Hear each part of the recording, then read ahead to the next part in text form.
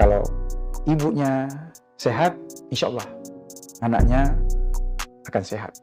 Dan yang luar biasanya ini, kita lakukan pertemuan setiap minggu.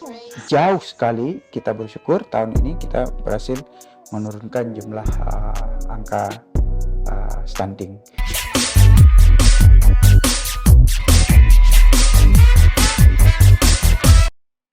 Hai Healthies, jumpa lagi di Kemenkes, Kementerian Kesehatan Podcast. Bersama saya Yure Aurelia. Healthies, semuanya kita tahu status gizi masyarakat itu merupakan salah satu indikator kesehatan dan juga pembangunan sumber daya manusia suatu bangsa. Dan kemarin tanggal 26 Mei kita tahu bahwasanya Kementerian Kesehatan mengeluarkan hasil survei status gizi Indonesia. Dan kali ini, di kesempatan Kemenkes kali ini, sudah bersama saya, Kepala Badan Kebijakan Pembangunan Kesehatan, Bapak Asnawi. Ya. Hai, Healthies. Selamat datang, Bapak. Gimana kabarnya hari ini? Alhamdulillah, sehat. Tadi sibuk apa, Pak? Kayaknya sibuk sekali ya hari ini. Pagi tadi ketemu awak media, sama cerita tentang SSGI juga. Dan lanjut dengan pertemuan coffee time with Pak Wamen, Dante, masih seputar SSGI. Sekarang lanjut SSGI lagi. Okay. Memang lagi banyak dibicarakan ya Pak ya. Oke. Mungkin di sini Healthies belum banyak yang tahu sebenarnya SSGI itu apa sih Pak dan tujuannya untuk apa sebenarnya? Oke. SSGI, ya itu ya, mungkin belum tahu apa kepanjangannya, Survei Status Gizi Indonesia, karena kita lakukan di seluruh wilayah Indonesia, kita lakukan di 38 provinsi, 510 kabupaten kita, dan menyangkut dengan evaluasi, maaf lagi puskit, mengevaluasi status gizi balita. Balita itu umur 0 sampai 59 bulan ya. Jadi kita menghitung status gizi anak-anak kita, apakah mereka masuk dalam kategori stunting atau tidak, wasting atau tidak, underweight atau overweight. Dan kemudian kita mengukur variabel yang kira-kira mempengaruhi status gizi itu apa, ya, terutama kita mengukur variabel-variabel yang kita sebutkan menjadi indikator sasaran intervensi kita, baik intervensi spesifik maupun intervensi sensitif. Nah, itu SSG ini reguler kita lakukan setiap tahun sejak 2019. Nah, kita lakukan setiap tahun, kecuali tahun 2020 tidak kita lakukan karena COVID. Setelah itu kita lakukan, dan yang kita rilis 26 yang lalu, itu hasil survei SSGI kita terakhir di tahun 2024. Oke. Nah, ini kan diadakan setiap tahunnya ya Pak ya, untuk SSGI sendiri. Ya. Nah, kenapa sih Pak SSGI itu menjadi sebuah hal yang penting untuk dilakukan setiap tahun gitu? Apa kepentingan ini untuk masyarakat Indonesia sendiri? Tentu pertanyaan yang baik, dan semuanya kita ingin tahu mengapa kita bersusah-susah melakukan survei ke seluruh Indonesia. Karena kita tahu status gizi anak bangsa ini akan menentukan kita menjadi negara maju atau tidak. Nah, makanya kenapa masalah gizi, masalah stunting ini langsung dikendalikan oleh Wakil Presiden. Menunjukkan betapa besarnya kepedulian negara ingin melahirkan anak-anak bangsa yang cerdas. Kita tahu stunting ini akumulasi potret dari berbagai kebijakan pembangunan kesehatan. Dan di luar kesehatan juga akan berdampak kepada apakah anak kita stunting atau anak kita tidak. Jadi survei ini kita lakukan untuk mengetahui, memotret. Nah, di samping itu kita ingin mengetahui apakah gerakan yang dilakukan oleh seluruh komponen bangsa selama ini itu telah berbuah untuk memperbaiki status gizi anak-anak kita gitu. Untuk bisa mengetahui, kita harus melakukan survei. Nah, jadi untuk memonitor, untuk mengetahui apakah program-program yang kita lakukan selama ini telah sesuai dengan yang kita rencanakan. Ukuran sesuai itu terlihat pada penurunan angka stunting. Ketika ada daerah-daerah tertentu yang belum berhasil menurunkan angka stunting, berarti kita harus lihat di mana harus kita evaluasi, di mana letak kendala program-program yang kita jalankan itu tidak berbuah. Bayangkan kalau namanya berbuah, kalau tanam durian, kita maunya ada buah durian. Kita tanam pohon-pohon itu kita ingin berbuah. Lihat, memetik buah. Nah, kalau kita tanam pohon tidak ada berbuah, itu sama seperti sama juga dengan program kita telah lakukan, kita keluarkan berbagai anggaran kita, tapi tidak berdampak kepada penurunan angka stunting. Lalu kita mencari tahu. Itulah kenapa survei perlu dilakukan setiap setahun selama ini. Walaupun kita sekarang menyadari melakukan survei setiap tahun itu sulit karena itu tadi banyak sekali tantangan.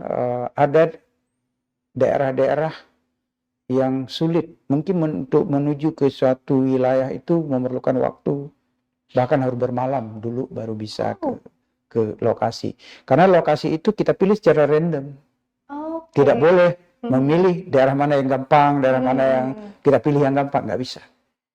Kita mengikuti sampling frame block sensus yang telah disediakan oleh BPS. Kita harus mengikutinya. Kalau berada di bukit sana, di gunung sana, ya terpaksa harus pergi.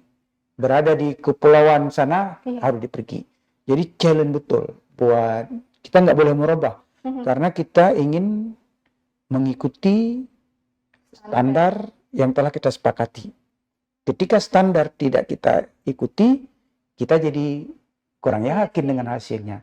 Jadi kita ingin membangun trust bahwa hasil-hasil yang diperoleh dari SSGI ini dapat dipercaya, kredibel, dan semua protokol harus kita ikuti agar data-data yang kita peroleh ini bisa dipercaya, bisa menjadi dasar untuk perencanaan, untuk merumuskan kebijakan kita di masa akan datang agar lebih tepat. Nah, itu kira-kira kita kenapa penting melakukan SSGI secara reguler. Terakhir, kita menyadari mungkin tidak perlu kita lakukan setiap tahun, karena kita menyadari perubahan selisih dari satu tahun ke tahun berikutnya itu tidak besar.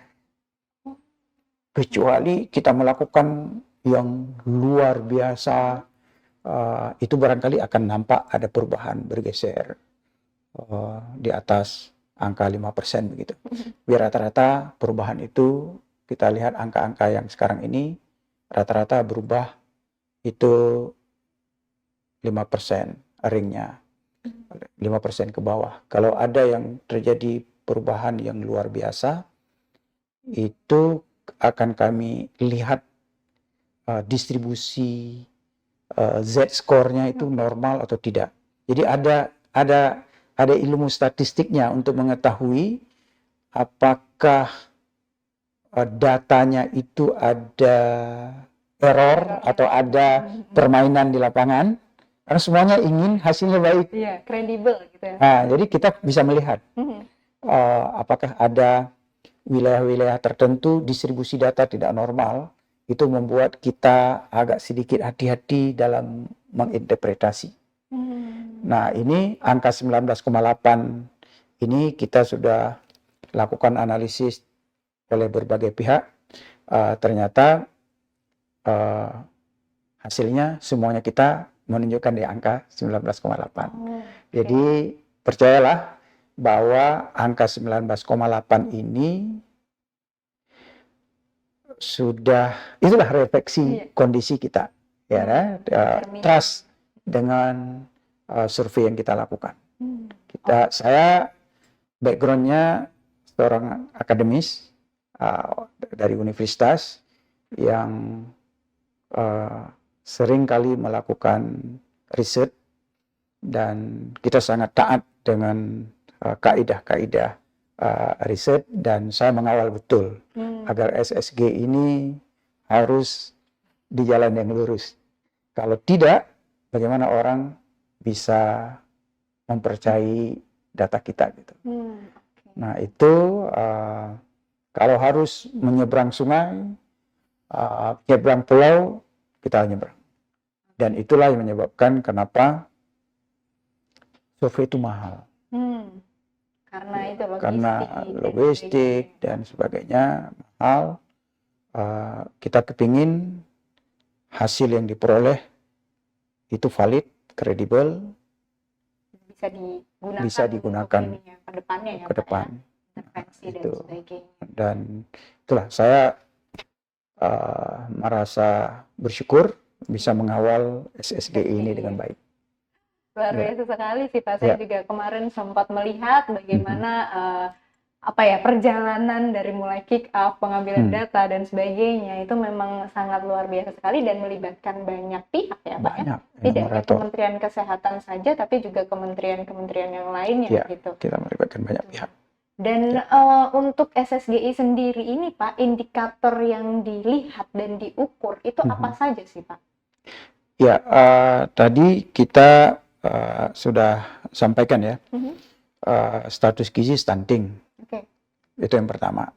Kemudian wasting. Kemudian underweight. Kemudian overweight. Itu 4 ukuran status gizi balita yang selama ini kita pakai. Nah, kita tahu keempat indikator status gizi ini dipengaruhi oleh banyak variabel, banyak determinan. Nah, dan kita kelompokkan determinan itu ke dalam intervensi gizi spesifik. Spesifik umumnya intervensi yang langsung spesifik memperbaiki gizi. Nah, dan umumnya dilakukan oleh kita di Departemen Kesehatan. Tapi kita tahu banyak variabel-variabel di luar intervensi Kementerian Kesehatan. Itu yang kita sebutkan dengan istilah intervensi gizi sensitif. Ya kan? Bukan intervensi gizi secara langsung, tetapi sangat berpengaruh pada akar penyebab masalah gizi. Nah, kita tahu misalnya indikator sensitif tadi penggunaan KB pasca bersalin. Kemudian kondisi hygiene sanitasi. Dan tentu kita tahu itu berdampak kepada banyak kasus anak-anak diare. Nah, kemudian air minum yang layak. Itu kan di luar Kementerian Kesehatan. Kemudian kita juga tahu kepemilikan masyarakat memiliki JKN, kartu JKN, terdaftar di JKN atau tidak. Ini menjadi penting, kenapa? Agar ketika ada masalah kesehatan, dia bisa akses ke pelayanan kesehatan. Dan dia datang di tahap-tahap awal, bukan datang ke rumah sakit ketika sudah parah. Biasanya kalau tidak ada JKN, ada delay, orang mikir-mikir, ada hambatan keuangan. Nah, juga kita ada pendampingan keluarga berisiko tinggi, dan sekarang banyak para pimpinan daerah menjadi keluarga asuh, ya, mengambil peran agar bisa memberikan asupan gizi yang baik buat keluarga-keluarga yang perlu perhatian agar tidak jatuh ke kategori stunting. Begitu juga beberapa indikator lain, ANC, ya kan, pelayanan kesehatan selama kehamilan, ini sangat penting. Dan kita kepingin semua ibu hamil itu sehat. Iya.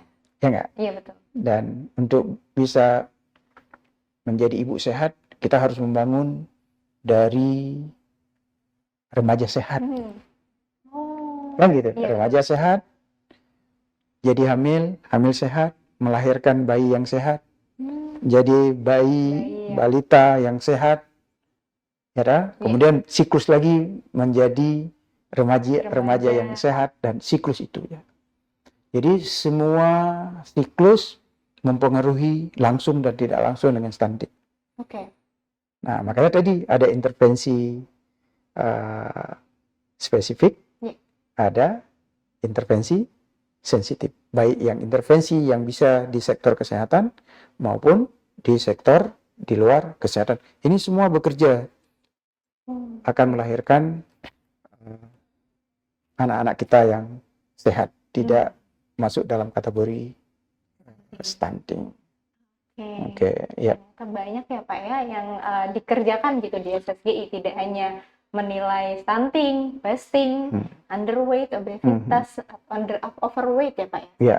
Overweight, tapi juga faktor-faktor lainnya nih, healthy semuanya. Betul. Stunting kita turun, wasting turun, overweight turun. Namun yang naik sedikit adalah underweight. Underweight naik Pak ya? Naik. Nah, tapi kita tahu, kita lakukan analisis, ada korelasi yang sangat kuat antara underweight dengan stunting. Anak-anak misalnya umur sekarang dia dalam kategori underweight, dia punya peluang besar untuk jadi stunting, jatuh ke dalam kategori stunting.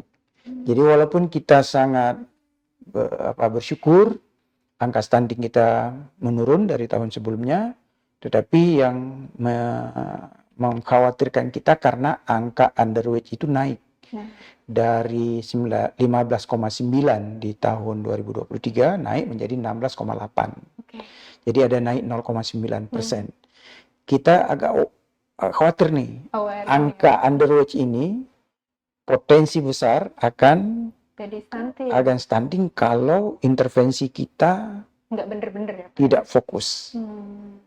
Jadi angka tahun stunting 2025 ini agak sedikit menjadi dekat ya. Kita tapi jadi bagus dalam arti angka SSG ini memberikan gambaran ya Pak ya, penekanan buat kita bahwa kita jangan lengah, tetap fokus, seperti malah kita perkuatkan upaya-upaya penurunan program-program intervensi stunting ini agar bisa berdampak kepada perbaikan status gizi yang underweight bisa menjadi normal dan tidak jatuh ke stunting.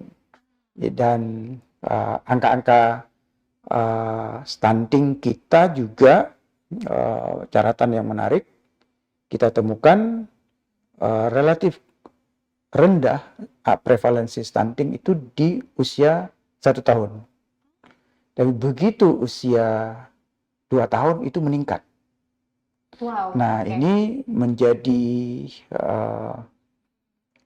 tantangan buat kita semua mencari tahu mengapa fenomena seperti itu, intervensi apa yang harus diperkuat.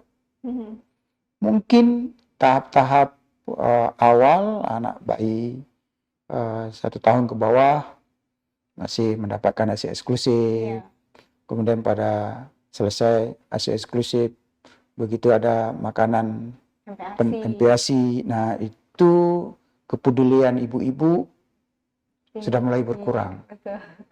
Nah, ini yang kita mengharapkan bagi calon-calon ibu, terutama yang melahirkan pertama kali ini. Biasanya perhatian di tahun pertama itu ekstra luar biasa gitu. Setiap detik, setiap hari ngambil fotonya ada ya. Setiap hari didokumentasi.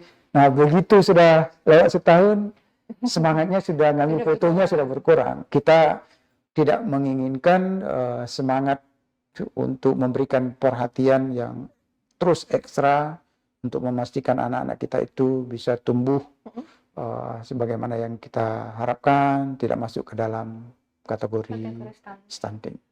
Oke, berarti ini sangat berguna banget ya Pak ya, dilihat tadi jadi tahu gitu ada catatan underweight yang mau berpeluang jadi stunting nih. Berarti benar-benar SSGI ini bisa memberikan gambaran secara utuh nih Sobat Sehat, nantinya ada intervensi yang dilakukan dari data tersebut. Nah kemudian Pak, untuk SSGI tahun 2024 sendiri ini Pak, ada yang berbeda nggak sih Pak dari tahun-tahun sebelumnya gitu? Mungkin dari metode pengambilannya atau mungkin sampel yang diambil, atau ada hal-hal menarik lainnya nggak yang bisa diceritakan? Secara metodologi SSGI setiap tahun kita tidak jauh beda. Oke. Ya, secara metodologi kita lakukan, kalau perbaikan quality, mutu itu tetap kita terus lakukan. Misalnya alat antropometrik. Itu sekarang dalam survei SSGI 2028 itu seragam semuanya. Oh, menarik. Nah, dan itu kita ingin memastikan jangan yang dibilang karena timbangannya kurang beda atau apa gitu. Nah, jadi seragam. Nah, itu satu inovasi. Jadi kita belajar setiap tahun di mana peluang-peluang agar survei ini bisa kita perbaiki. Oke. Termasuk tahun ini kita baru pertama menggunakan konsorsium, ada 4 lembaga survei nasional yang kredibel ikut. Wah. Nah, itu sementara kalau yang dulu kita menggunakan universitas, mahasiswa atau tenaga kesehatan, bla bla bla. Ini kali ini kita menggunakan kerjasama ya dengan BPS, Badan BRIN, Badan Riset dan Inovasi Nasional. Teknisnya kita libatkan konsorsium PT Sukovindo, mungkin semua paham, familiar dengan, dan PT Surveyor Indonesia dan Lembaga Survei Indonesia Independen. Nah, tujuan itu untuk memastikan bahwa ini prosesnya dilakukan dengan kredibel, dengan melibatkan lembaga-lembaga yang tidak punya interest khusus untuk mau menaikkan atau menurunkan. Nah, nggak ada punya interest. Nggak ada bias. Nggak ada. Itu bias itu kita coba hindari, dan itu kelebihan tahun ini. Enumerator pun dilatih. Kemudian kita menggunakan dewan pakar, daily meeting, weekly meeting. Jadi kita ingin memastikan bahwa survei dilakukan tahun 2024 ini dengan kualitas yang harus jauh lebih baik, dan untuk memastikan bahwa hasilnya itu orang trust. Alhamdulillah beberapa kali kita presentasi, kita banyak berbagai pihak mengapresiasi dalam upaya kita menjaga quality dari survei. Oke, jadi yang belum kita tahu ya Pak ya, ternyata melibatkan berbagai sektor dan juga tadi lembaga-lembaga survei yang mana tidak terbayangkan ternyata memakai lembaga-lembaga. Jadi mau saya bilang serius banget kita lakukan. Serius banget. Serius banget gitu. Ini kan karena pelibatan banyak lembaga, kemudian institusi juga, Pak. Ini kan pasti banyak kepala, nanti banyak juga pendapat dan sebagainya. Nah, proses pengambilan data dan proses SSGI itu sendiri ini bagaimana, Pak? Ya, kita membangun protokol. Oke. Karena tadi kita melibatkan banyak pihak. Iya. Jadi protokol kita bangun dan semuanya harus mengikuti protokol. Dan semuanya harus mengikuti pelatihan. Oke. Enumerator pun harus mengikuti pelatihan. Di samping enumerator juga ada kita taruh validator eksternal juga, lembaga khusus yang memvalidasi apa yang telah kita kerjakan. Jadi ada tim yang melakukan survei, tapi ada juga tim yang memastikan bahwa tenaga enumerator itu melakukan sesuai dengan yang telah digariskan dalam SOP kita, dalam guideline kita. Nah, jadi dan hasilnya, dan itu kebetulan dilakukan validasi itu oleh Asosiasi Institusi Pendidikan Kesehatan Masyarakat Indonesia, satu asosiasi Fakultas Kesehatan Masyarakat yang ada di seluruh Indonesia. Dan itu kenapa kita lakukan itu? Dan mereka punya universitas di setiap provinsi, jadi lebih efisien daripada tenaga validator dari Jakarta ngirim, dan itu tentu cost traveling, dan itu akan berdampak terhadap lamanya proses pengambilan dan validasi data.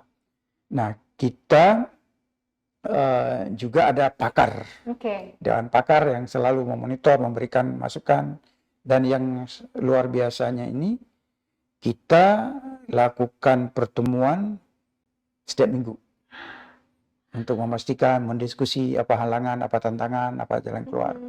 Jadi betul-betul energi kami di tahun 2024 kemarin itu banyak sekali untuk survei ini, dan karena semua orang menunggu hasil kita gitu, dan hasilnya harus dipercaya, dan kita ingin memastikan kita melakukan dengan kredibel begitu. Iya. Dan saya yakin memang hasilnya sekredibel itu sih Sobat Sehat dan Healthy, karena melibatkan berbagai pakar tadi, tim validator, kemudian juga enumerator yang terlatih dan sebagainya. Nah, tapi mungkin di luar sana banyak Healthy yang masih bertanya, Pak, sejauh mana hasil SSGI ini bisa menggambarkan mungkin gambaran akan kondisi gizi di Indonesia saat ini? Ya, seperti tadi kita diskusi panjang, hasil status gizi anak-anak kita semakin membaik. Nah, itu dan hasil kerjasama kita semua, dan mulai dari tadi saya sampaikan, stat gizi ini di bawah kendali langsung Wakil Presiden. Nah, tentu ketika komando dari Wakil Presiden, kementerian, gubernur, bupati sampai ke desa itu bergerak, dan hasil kerjasama kita semua dari pusat sampai daerah, alhamdulillah berbuah dengan baik gitu. Semua, karena tahun yang lalu kita turunnya sedikit, nah tahun ini kita alhamdulillah turunnya lebih rendah daripada target Bappenas kepada kita. Nah, ini sekali lagi menunjukkan bahwa semakin baik status gizi anak-anak kita, walaupun masih ada PR dan jumlah yang mengalami stunting itu, walaupun 19,8, ketika kita konversikan dalam jumlah, itu masih 4,4 juta. Banyak juga. Anak-anak kita masuk dalam kategori stunting. Nah, ini jauh lebih bagus karena tahun sebelumnya 4,8. Oh. Ya kan? Nah, kita menginginkan setiap tahun paling sedikit 350.000 anak-anak harus bisa kita cegah. Jangan sampai stunting. Jadi target setiap tahun kita sebesar tepatnya itu 357.705. Kita berhasil mencegah. Nah, sementara tahun yang lalu itu hanya sekitar 18.854 sekitar itu. Jauh sekali. Kita bersyukur tahun ini kita berhasil menurunkan jumlah angka stunting dan melampaui dari target yang kita diharapkan ya setiap tahun. Nah, ini tapi kalau kita bilang tidak boleh berbangga atau berbesar hati, senang dulu karena masih ada 4,4 juta anak-anak kita itu masih dalam kategori stunting dan itu menjadi PR kita bersama menemukan strategi-strategi khusus bagaimana setiap tahun kita harus bisa menurunkan lebih banyak lagi daripada tahun ini. Coba bayangkan kalau di antara 4,4 juta itu ada anak kita, ada saudara kita, ada tetangga kita. Kita tidak mau, ya kan? Dan kita ingin memiliki anak-anak yang sehat dan bisa mengantarkan negara kita menjadi negara maju. Tumbuh kembangnya optimal ya. Nah, tapi dari prosesnya sendiri, Pak, mungkin tadi kan disampaikan hal-hal menarik ya yang ada dari segi mungkin enumerator dan sebagainya gitu. Kemudian yang menjadi perhatian juga dan mungkin menarik ya untuk kita simak ada tantangan dalam pengambilan data dan sebagainya. Tadi Bapak sempat sampaikan di awal prosesnya tuh misalkan di gunung kita harus naik gunung dulu, turun lembah dan sebagainya. Tantangannya dalam pengambilan data selama SFGI apa saja, Pak? Ya, mungkin kalau survei di Jakarta, naik Transjakarta ya Pak, gampang. Gampang. Paling-paling yang berat kita ke Pulau Seribu. Iya betul. Tapi kita gampang juga ke Pulau Seribu kan. Nah, tapi membayangkan Indonesia yang begitu luas dan kita pergi ke titik yang kita tuju itu berdasarkan random, berdasarkan sampling block sensus yang dikeluarkan oleh BPS. Kalau dipilih di situ, kita harus pergi ke situ. Mau nggak mau ya Pak ya? Nah, jadi bayangkan kalau titik yang terpilih di randomnya di bukit, kita harus ke bukit. Kalau di pulau, harus ke pulau.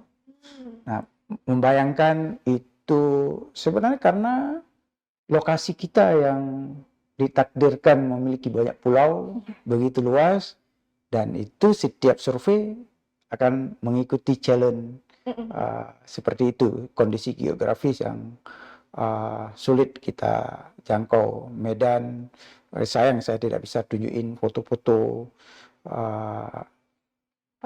pengambilan lokasi bagaimana, dan teman-teman enumerator itu juga kadang-kadang enjoy dia. Soalnya traveling. Nah, kita memang memilih anak-anak yang jadi enumerator itu yang anak-anak yang suka tantangan, suka berkelana. Kalau enggak, dia akan bosan ikut bagian dari tim survei kita gitu. Dan itu kita pilih dari awal. Dan ada wawancara khusus. Tidak semua orang bisa menjadi enumerator. Banyak yang mendaftar dan kita pilih. Nah, itu tentu juga menjadi challenge pada saat memilih, bukan hanya geografi ya. Memilih calon enumerator juga satu tantangan. Bagaimana kita bisa mendapatkan yang jujur, yang jangan mengisi di atas di atas warung kopi atau itu. Tapi kita punya tenaga di tingkat kabupaten yang bertanggung jawab memastikan semuanya di tingkat provinsi, tingkat nasional, kita memastikan agar semua proses ini dan hal-hal yang kita bilang tadi itu tidak terjadi ya. Dan alhamdulillah tantangan umumnya karena geografis saja, karena sulit diterima. Awalnya ada sedikit menarik ceritanya di Jakarta sih. Oke. Biasanya ada warga-warga elit itu nggak mau menerima tenaga enumerator kita. Tidak langsung, karena selalu mungkin dia membayangkan ini enumerator dari mana gitu. Walaupun kita sudah menggunakan identitas, tapi kita mengingatkan bahwa selalu melakukan koordinasi dengan RT RW. Nah, RT RW memberitahukan bahwa akan ada tenaga enumerator yang melakukan, tolong dilayani. Nah, alhamdulillah Jakarta terakhir selesai sesuai dengan kita harapkan juga gitu. Oke, Ya. tapi kalau dari Papua yang berat. apa Pak? Karena apa? Karena ya lokasinya, medannya, dan bukan hanya tahun ini, tahun yang lalu juga, mungkin hampir kebanyakan survei-survei di Papua itu challenge. Mungkin tidak semudah Jakarta atau Jawa Barat atau Jawa Tengah, Jawa Timur gitu. Kalau di Pulau Jawa relatif masih oke. Jadi hanya daerah kepulauan itu yang challenge. Ya. Berarti dari segi perjalanan transportnya ke sana ya Pak ya. Jadi harus bisa, kualifikasinya juga harus bisa berenang. Oh, oke. Untuk daerah-daerah pulau gitu ya. Iya. Naik boat gitu. Jadi challenge. Tapi anak-anak itu diasuransi. Oke. Selama proses ini ya kita asuransi. Enumerator itu berarti juga ada proses pendaftaran untuk ada rekrutmen. Kita umumkan siapa mau ikut, lulus wawancara, baru dilakukan pelatihan. Wah, berarti Ya, benar-benar harus berat, ini ya. ya Pak ya. Dia harus punya pengetahuan bagaimana mengukur, Kompetensinya. ya harus ada standar-standar yang harus dimiliki. Oke. Nah, setelah hasil itu keluar Pak, dengan tadi banyak sekali perjalanan ceritanya gitu dan pihak-pihak yang terlibat, bagaimana hasil dari SSGI ini bisa dimanfaatkan nantinya untuk pemerintah, lembaga, atau mungkin instansi yang bergerak dalam bidang penanganan stunting dan gizi gitu Pak? Ya, kita harapkan pertama hasil ini untuk mengevaluasi apakah program-program di masing-masing kabupaten, di masing-masing provinsi itu sudah dilakukan dengan baik. Ukuran baik terlihat daripada penurunan angka stunting. Kalau tidak, berarti harus dievaluasi di mana apa yang harus diperbaiki.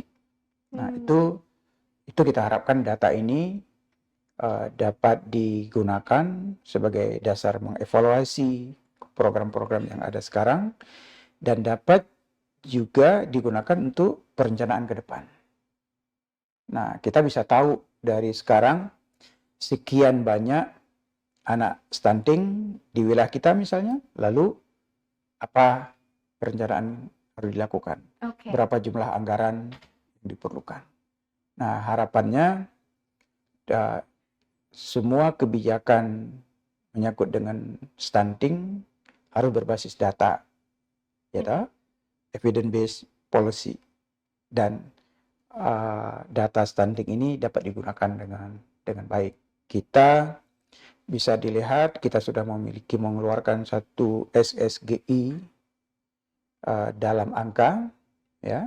SSGI dalam angka itu tebal, saya lupa bawa dari sudah ada di website ya Pak? Ada di website, dan itu silakan membaca, lihat detail itu kita buat rinciannya, tabel per provinsi, per kabupaten, melihat dari variabel-variabel. Nah, dan juga kita lampirkan kuesioner di belakangnya, ya, sehingga bagi universitas, peneliti yang ingin menggunakan data SSG ini bisa memanfaatkannya dengan baik.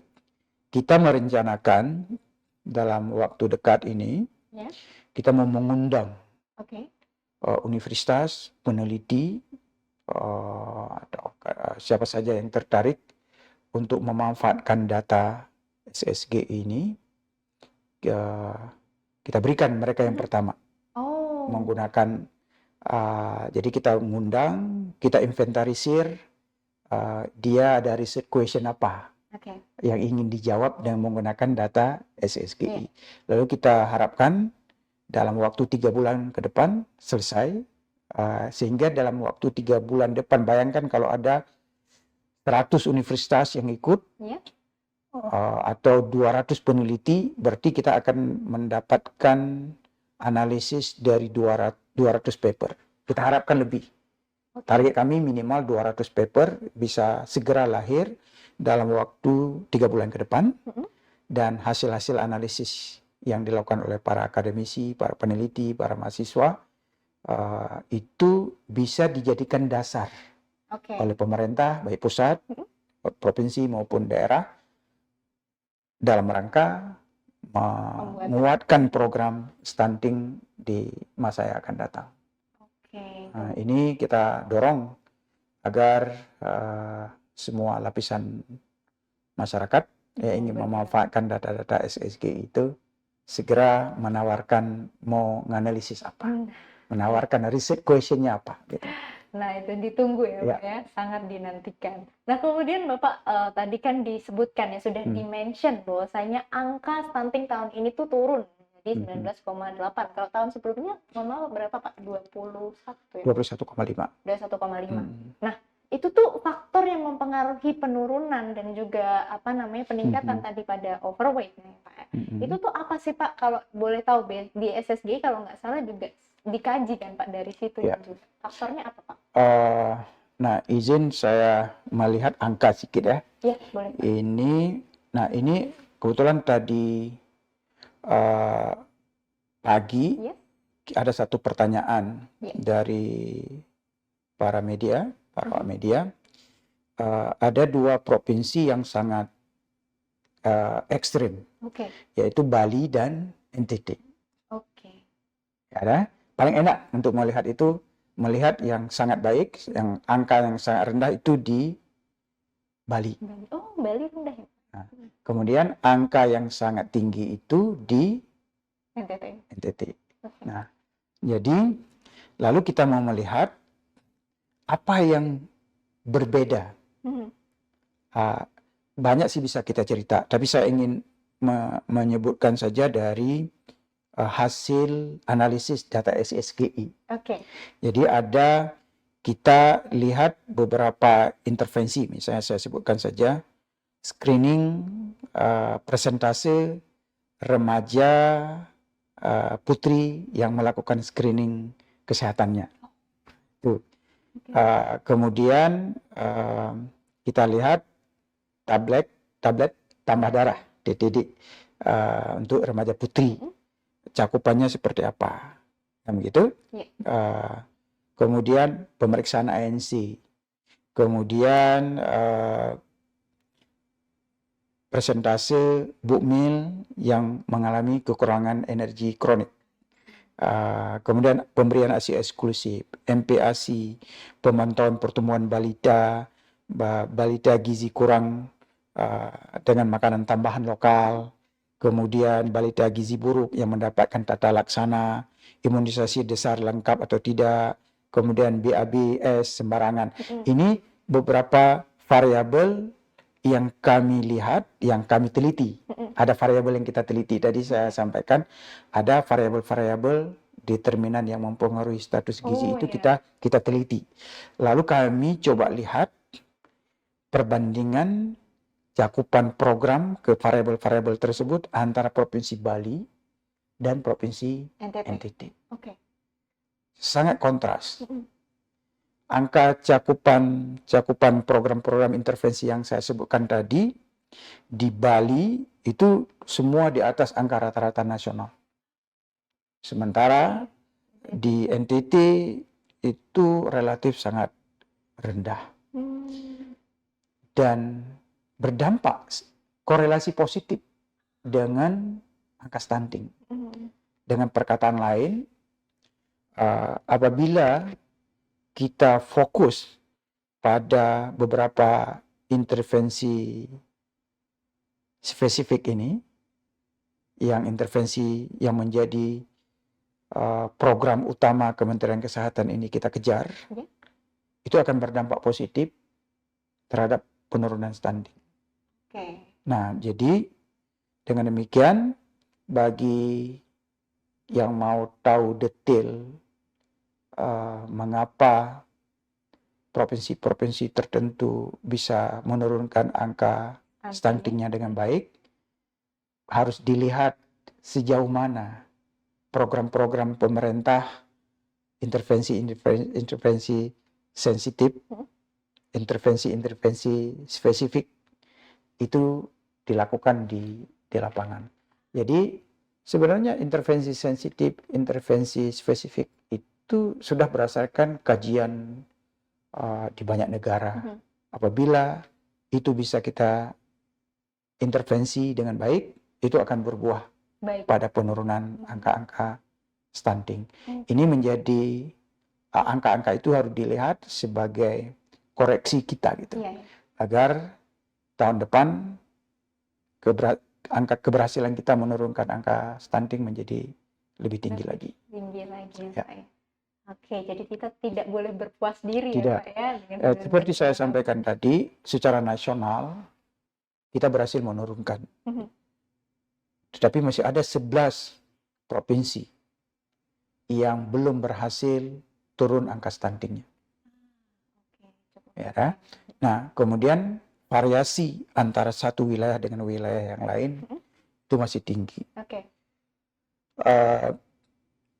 Kemudian variasi stunting antara keluarga yang relatif sosial ekonomi baik dengan yang rendah itu juga masih tinggi. Kemudian prevalensi stunting menurut kelompok umur juga masih sangat berbeda antara umur 0-6 bulan, 6 bulan sampai setahun, setahun sampai 2 tahun. Itu juga masih cukup tinggi.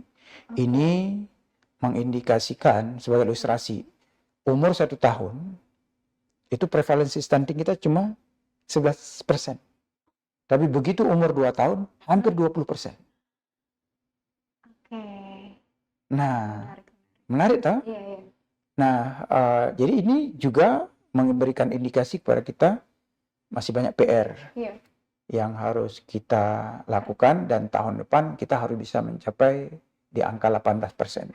Amin, semoga Ya, kan? Dan bila perlu kita bisa lebih rendah daripada 18%. Nah, gunakan data-data SSGI yang ada sekarang ini untuk mengevaluasi intervensi kita selama ini. Sudah baik belum? Sudah baik atau belum? Kemudian perbedaan itu disebabkan oleh apa? Harapannya kita bisa membangun program penurunan percepatan stunting menjadi lebih baik lagi di masa yang akan datang. Ya. Itu healthy semua, jadi faktornya banyak sekali ya, dan nggak terasa Pak, kita ngomongin SSG ini udah 1 jam. Tadi pagi ngomong ini nggak terasa 2 jam. Oh iya. Harus di stop Pak, udah 2 jam. Tapi memang seru Pak, karena isu stunting ini masih menjadi masalah yang episodenya belum berakhir sampai sekarang kan ya. Dan dengan adanya SCPI kita bisa memberikan intervensi-intervensi. Karena mungkin sudah 1 jam Pak, mungkin terakhir bisa diberikan, sampaikan harapan atau mungkin pesan yang ingin disampaikan ke healthy semua terkait hasil SSGI dan sebagainya. Kita tahu bersama bahwa gizi kronis, stunting itu gizi kronis. Dan tidak terjadi dalam semalam. Itu melalui proses panjang. Mulai dari masa hamil. Jadi sangat penting kalau kita tidak semuanya kita tidak mau ada melahirkan anak-anak kita yang stunting. Jadi selama hamil pastikan ibu hamil itu sehat. Ya kan, ikuti semua standar pelayanan yang harus seorang ibu hamil peroleh. Nah, dan buku KIA itu boleh dipakai boleh dibaca. Jadi semua ibu hamil harus memiliki buku ya. Yang pink itu. Ya? Itu seperti kamus bagaimana menjadi ibu yang sehat agar bisa melahirkan anak-anak yang sehat dan cerdas. Ya kan? Kalau ibunya sehat, insya Allah anaknya akan sehat. Ya, tak? Ya, betul. Anak yang sehat akan melahirkan anak kita balita itu tumbuh ya kan, dengan baik, dan kita harapkan itu juga akan melahirkan generasi-generasi bangsa kita yang sehat. Yakinlah kenapa pemerintah sangat concern dengan stunting, karena kita ingin melahirkan anak-anak yang sehat. Anak-anak sehat inilah yang akan menentukan apakah negara Indonesia akan menjadi negara maju atau kita tetap menjadi negara berkembang. Sungguh dosa besar kita apabila kita tidak bisa mengantarkan anak-anak kita itu tumbuh sehat dan bisa membangun negara Indonesia ini menjadi negara maju. Insya Allah. Menuju Indonesia Emas 2045. Iya, betul. Insya Allah. Itu ya pesan dan harapan dari... Ya, agak sedikit ini kalau kita ngomong masa depan anak-anak kita itu agak sedikit apa ya? Iya, merasa terharu apabila kita tidak melakukan program yang tepat. Bayangkan itu ada saudara kita, ada keponakan kita. Padahal negara kita menginginkan anak-anak yang akan lahir, anak-anak yang sehat, yang bisa mengantarkan negara kita. Dan kalau kita sekarang ini berkontribusi, saya percaya ini kontribusi amal jariah kita. Sepakat ya? Sepakat. Jadi semua kita yang bergerak, yang mendapatkan amanah di Kementerian Kesehatan ini, ataupun di luar Kementerian Kesehatan, semua komponen bangsa sekarang ingin berkontribusi nyata, ingin melahirkan anak-anak yang bisa mengantarkan negara ini menjadi negara maju. Dan semoga Allah itu catat usaha kita di dalamnya, dan itu menjadi amal saleh kita. Amin, amin. Insya Allah, amin. Insya Allah. Itu. Ya. Nanti semuanya, jadi ini merupakan sebuah usaha bersama ya, SSGI juga, ini merupakan juga bentuk usaha kita, bagaimana kita bisa mengantarkan Indonesia, generasi-generasinya untuk menuju Indonesia Emas 2045. Terima kasih Pak Baik, Sabi untuk waktunya. senang bisa berada di sini. Saya juga senang sekali Ya. dan sudah berbagi banyak mengenai SSGI Pak, terima kasih banyak dan selamat untuk kembali nantinya beraktivitas. Saya yakin nantinya masih akan banyak sekali undang-undang untuk membahas SSGI ya Pak ya, karena ya lagi-lagi ini akan menjadi sebuah pintu utama untuk menentukan intervensi berikutnya di tahun-tahun ke depannya.